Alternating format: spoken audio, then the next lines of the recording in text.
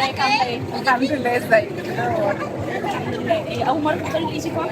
لا، مش أول مرة. أنا بحضر تي كوم من ساعة ما كان في الكامبس.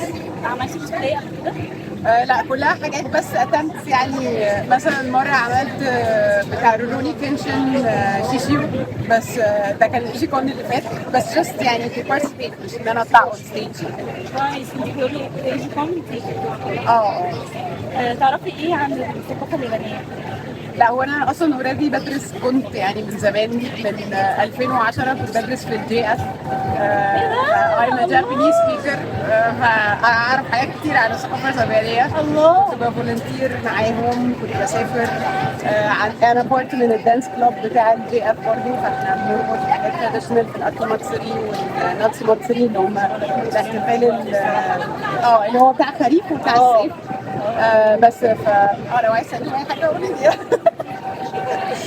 طب ايه الانمي المفضل بالنسبه لك؟ روروني كنشن، اللي هو ساموراي اكس. والشخصيه؟ شيشيو برضو. في نفس الادب يعني.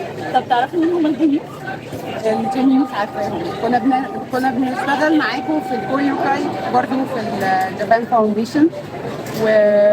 وبرضو ساعة اللي هي رايز اوف جابان، ده كان في 2011 ساعة التسونامي والايرثكويك وكده. برضو كنا بارت من الجينيوس، يعني كنا بنساعد ان احنا نلم تبرعات لليابان.